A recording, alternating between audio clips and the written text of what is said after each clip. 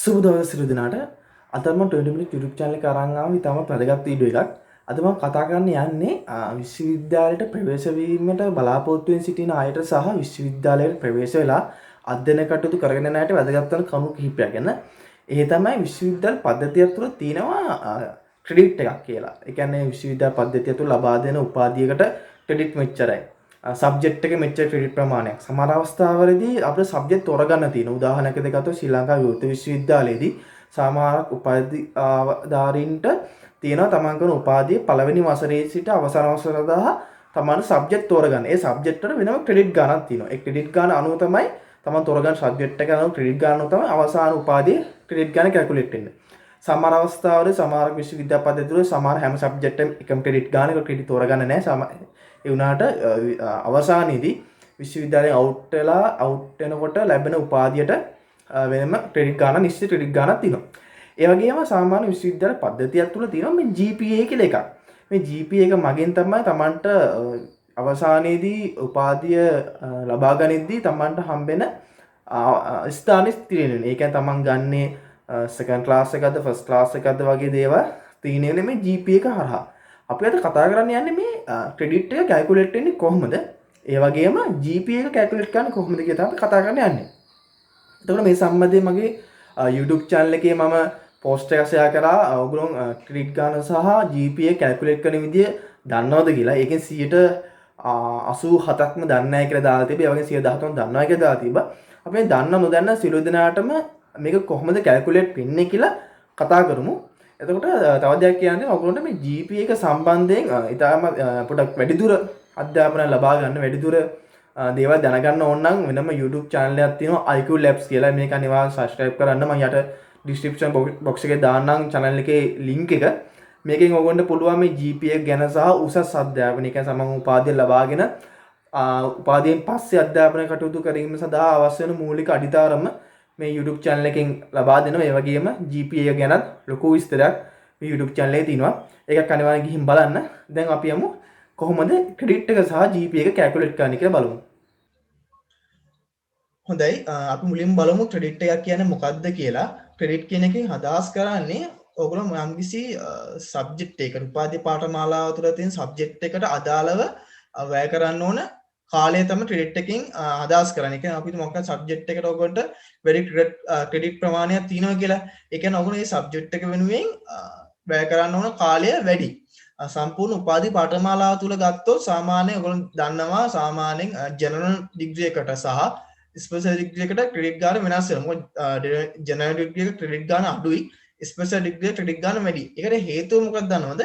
General degree තුළ අපි general degree ලබා ගැනීම සඳහා අපි වැය කරන්න ඕන කාල ප්‍රමාණය අඩුයි. ඒ කියන්නේ අපි ඒ සඳහා ගැනීම සඳහා වැය කරන්න ඕන කාල ප්‍රමාණය අඩුයි ස්පෙෂල් ඩිග්‍රියට සාපේක්ෂව. ඒකට ඒකයි ස්පෙෂල් ඩිග්‍රී ක්‍රෙඩිට් ගාන වැඩි වෙලා ජෙනරල් ඩිග්‍රී ක්‍රෙඩිට් ගාන අඩු වෙන්නේ. ඒකෙන් සරලව අදහස් වෙන්නේ එන්නේ දේ. ඒ කියන්නේ දැන් සාමාන්‍ය විවෘත විශ්වවිද්‍යාල තුළ ගත්තට පස්සේ විවෘත විශ්වවිද්‍යාලය තුළ අපිට සමාන උපාධි පාඨමාලා සඳහා පළවෙනි වසරේ සිට අවසාන වසර සඳහා අපිට සබ්ජෙක්ට් තෝරගන්න තියෙනවා. ඒකේ සබ්ජෙක්ට් වල ක්‍රෙඩිට් ගාන වෙනස් වෙනවා. අපි තෝරගන්න සබ්ජෙක්ට් අනුව අපේ අවසානයේ ලැබෙන උපාධියේ ක්‍රෙඩිට් ගාන වෙනස් වෙනවා. එහෙම දෙයක් තියෙනවා ශ්‍රී ලංකා විවෘත විශ්වවිද්‍යාලය තුළ. එතකොට ඒකෙදි අපිට සමාන සබ්ජෙක්ට් තියෙනවා ක්‍රෙඩිට් ගාන වැඩි සබ්ජෙක්ට්, සමාන සබ්ජෙක්ට් තියෙනවා ක්‍රෙඩිට් ගාන අඩු සබ්ජෙක්ට්. ඒකෙන් අදහස් කරන්නේ ඒ සබ්ජෙක්ට් එකට ක්‍රෙඩිට් ගාන වැඩි සබ්ජෙක්ට් එකට අදාළව අපි ඉගෙනීම සඳහා වැය කරන්න ඕන කාලය වැඩි. ක්‍රෙඩිට් ගාන අඩු සබ්ජෙක්ට් එකට අපි ඉගෙනීම සඳහා වැය කරන්න ඕන කාලය අඩුයි. එන්නේ කාලය අනුව තමයි ක්‍රෙඩිට් ගාන තියෙන වෙලා තියෙන්නේ. මම මේ ගැන පොඩ්ඩක් හොයලා බලද්දි මට එක්තරා ආටිකල් එකක හම්බුණා මෙහෙම දෙයක්. හැබැයි මට ඒක හරියටම සුව කරන්න බෑ හරිද කියලා. ඒක මම ස්ක්‍රීන් එකේ මම දැම්මේ නැත්තේ. ඒ තමයි එක ක්‍රෙඩිට් එකක් හැදෙන්නේ ලෙක්චර් පැය එකක් සහ සිසුවා විසින් ඉගෙනීම සඳහා වැය කරන්න ඕන පැය දෙකක එකතුවක් තමයි ක්‍රෙඩිට් එකක් හැදෙන්නේ කියලා ඒ ආටිකල් එකේ තිබ්බා. මට ඒක හරියටම සුව කරන්න බෑ. ඒ කියන්නේ උදාහරණයකට ගත්තොත් අපිට ක්‍රෙඩිට් දෙකක් කියලා කියන්නේ ලෙක්චර් පැය දෙකක් සහ සිසුවා විසින් වැය කරන්න ඕන කාලය පැය 4ක් කියන දේ එකතුව තමයි ක්‍රෙඩිට් දෙකක් හැදෙන්නේ. ඒ විදිහට ක්‍රෙඩිට් එක හැදෙන්නේ කියලා දාලා තිබ්බ ආටිකල් එක මට ඒක හරියටම සුව කරන්න බැරි හින්දා තමයි මම මෙතන දැම්මේ නැත්තේ.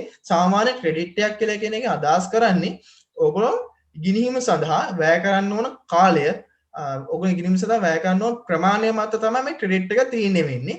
ඔය සරලව දැන් පැහැදිලි නැති ක්‍රෙඩිට් එකක් කියන්නේ මොකක්ද කියලා මම මුලින්ම ක්‍රෙඩිට් එක ගැන කිව්වේ අපිට ක්‍රෙඩිට් එක ඕනේ වෙනවා GPA එක කැල්කියුලේට් කරද්දී අපි දැන් බලමු කොහොමද GPA කැල්කියුලේට් කරන්න කියලා.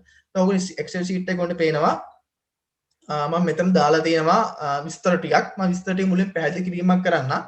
ඔයගොන්ට මෙතන කෙළවරේ පේනවා ඇති කොළ පාට එකක මම දාලා තිනවා මාක්ස් රේන්ජ් එකක් දීලා ඒකට අදාළව මට එන ග්‍රේඩ් එකට අදාළව ග්‍රේඩ් පොයින්ට් වැලියු එක.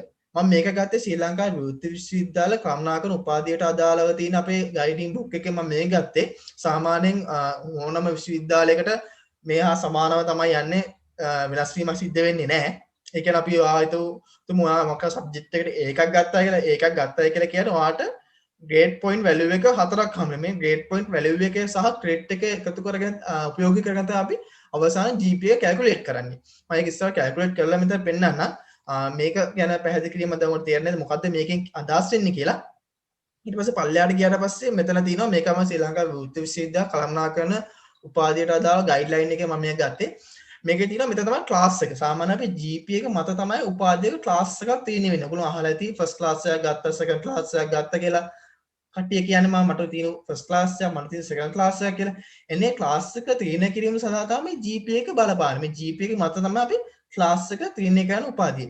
මෙතන ඔයගොල්ලෝ පේනවා ඇති මේකේ දාලා තියෙනවා මේ කරුණාකර උපාධියේ ඔයගොල්ලෝ GPA එක 3.7 හෝ ඊට වැඩි නම් ඔයගොල්ලෝ ෆස්ට් ක්ලාස් එකක් ගන්න පුළුවන්. ඒත් එක්කම ඔයගොල්ලන්ට GPA එක 3.3 හෝ ඊට වැඩි නම් ඔයගොල්ලන්ට සෙකන්ඩ් ක්ලාස් එකක් ගන්න පුළුවන් කියලා මෙතන දාලා තිනවා. මෙන්න මේ GPA එක කොහොමද කැල්කියුලේට් කරන්න කියලා මම ඔයගොල්ලන්ට දැන් ප්‍රැක්ටිකලි පෙන්නන්න තමයි යන්නේ. හරිද?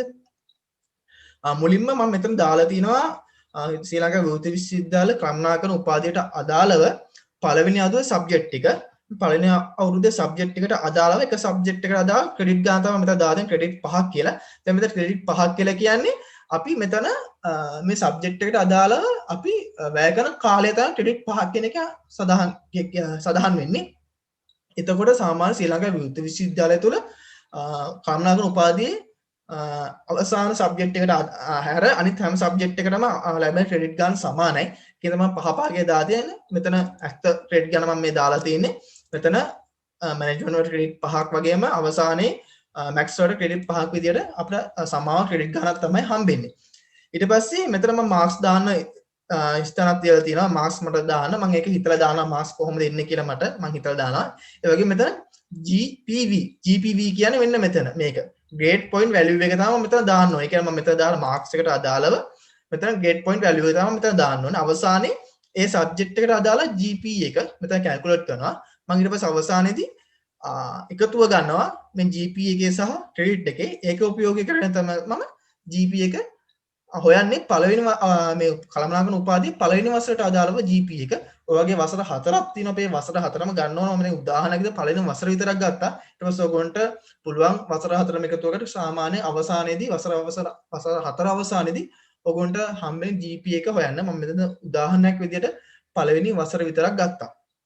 මොකද අපි මුලින්ම මෙතන මාක්ස් ට දාගෙන මම මේක නිකන් හිතලා දාන්නේ. මම හිතුවා මට මැනේජ්මන්ට් වලට මට A එකක් ආවා. මාකටිං වලට මට A+ එකක් ආවා. ෆිසිකොලොජි වලට මට B එකක්. ඉකොනොමික් වලට මට B+ එකක්. අකවුන්ටිං වලට මට C+ එකක්. ඒත් එක්කම මැක්ස් වලට මට B- එකක් ආවා කියලා අපි හිතමු. මම මේක හිතලා දැම්මා. ඔයගොත් මේ වගේ ඔයගොට අදාළව හිතන්න නැතුව ඔයගොන්ට දැන් ඔයග උපාධියක් කරගෙන යනවා නම් ඔයගොට උපාධියට අදාළව තියෙන මාක්ස් ටෙම්පරේචර් දාන්න යන පුළුවන්. ඒ වගේම ඉස්සරහදී උපාධියක් කරන්න බලාපොරොත්තු ඉන්න කෙනෙක්ට මේක බලලා ඔයගොල්ලෝ උපාධියට රෙජිස්ටර් වුණා වෙලා උපාධිය කරගෙන යද්දී ඔයගොල්ලෝ මේක අදාළව කරගෙන යන්න පුළුවන් ඉස්සරහට. ඒ වගේම මම කියන පුළුවන් ඔයගොල්ලෝ හැම අවුරුද්දකම වගේ ඔයගොල්ලෝ අවුරුද්දට දාලා GPA එක කැල්කියුලේට් කරලා බලන්න. එකකින් ඔයගොල්ලෝ පුළුවන් ඔයගොල්ලෝ ෆස්ට් ක්ලාස් එකට යන්න පුළුවන්ද බැරිද කියලා assume කරන්න. ඒ වගේම ඔයගොන්ට එකෙන් උනන්දුවක් එනවා ෆස්ට් ක්ලාස් එකක් ගන්න. මට දැන් GPA එක මේ වගේ ගණන් තියෙනවා. මම මෙතනට යන්න ඕනේ. ඒකින්ද මම ඊළඟ අවුරුද්දේ වැඩිපුර පාඩම් කරලා හොඳ රිසර්ච් එකක් දාන්න ඕනේ කියලා GPA එක වර්ධනය කරගන්න. ඒත් එක්කම අපි දැන් හදමු මේ මාක්ස් එක මට දැන් මැනේජ්මන්ට් කියන එකට ඒකක් ඇවිල්ලා තියෙන්නේ. මේ ඒකට අදාළව මට මෙතන ග්‍රේඩ් පොයින්ට් වැලියු එක කීයද මෙතන තියෙන්නේ? ඒකට අදාළව 4යි. හරිද? ඒ වගේ මාකටිං එකට අදාළව මට A+ එකක් කියන මට ඒත් 4යි. හරිද? එතකොට මෙතන ෆිසිකොලොජි වලට අදාළව මට B එකක් තියෙනවා. B එකක් කියලා කියන්නේ 3යි. හරිද? ඉකොනොමික් වලට අදාළව B+ එකක් තියෙනවා. B+ එකක් කියන්නේ 3.3යි. එතකොට accounting වලට අදාළව මට C+ එකක් තියෙනවා. C+ එකක් කියලා කියන්නේ 2.3යි. 2.3යි. හරිද? එතකොට මේ max වලට මට තියෙන්නේ B- එකක්. B- එකක් කියලා කියන්නේ මෙතන 2.7යි. මේ වගේ මම grade point value එක මෙතන දාගත්තා ඒ සබ්ජෙක්ට් එකට අදාළව. දැන් මම මෙතන හොයනවා GP එක මේ සබ්ජෙක්ට් එකට අදාළව GP එක වෙන වෙනම හොයන්න යන්නේ. මේ GP එක අපි හොයන්නේ grade point value එක වැඩි කරන්න ඕනේ අදාළ සබ්ජෙක්ට් එකට අදාළ ක්‍රෙඩිට් ගානේ. ඒ වගේ අපි මේ වගේ වැඩි කරන්න ඕනේ ඒ අදාළ සබ්ජෙක්ට් එකට අදාළ ක්‍රෙඩිට් ගානෙන් අපි වැඩි කර කර යන්න ඕනේ. හරිද? අය වගේ දාගත්තා මේ සබ්ජෙක්ට් වලට අදාළව මට ආපු GP එක. දැන් මම හොයනවා මේ සම්පූර්ණ සබ්ජෙක්ට් හයේම GP එක කීයද කියලා මෙතන හොයන එකතුව. හරිද? ඒ කියන්නේ මේ උඩ ටිකේ එකතුව තමයි මට ගන්න ඕනේ. ඒක මට ඒ සබ්ජෙක්ට් හයටම අදාළ GP එක මෙතන ආවා. ඊට පස්සේ මම ඊළඟට හොයනවා මේ සබ්ජෙක්ට් හයටම අදාළ ක්‍රෙඩිට් වල එකතුව. හරිද? ඒ කියන්නේ මෙතන සබ්ජෙක්ට් හයටම අදාළ ක්‍රෙඩිට් වලම එකතුව හොයන්න යන්නේ. ඒකේ මම ක්‍රෙඩිට් වල එකතුව හෙව්වා. දැන් මම හොයන්න යන්නේ මේ වසර අවසානයේ මට GP එක කීයද කියලා. ඒක අපි හොයන්න ඕනේ. මෙතන ඔයගොන්ට සබ්ජෙක්ට් හයටම අදාළව GP එක ආවන එකතුව මේ එකතුව අපි බෙදන්න ඕනේ. ඒ සබ්ජෙක්ට් හයටම ආපු එකතුව ක්‍රෙඩිට් වල එකතුව. ඒ සබ්ජෙක්ට් හයට ආපු ක්‍රෙඩිට් වල එකතුවෙන් අපි බෙදන්න ඕනේ. බෙදුවට පස්සේ අපිට එනවා මෙන්න මෙතන GP එක.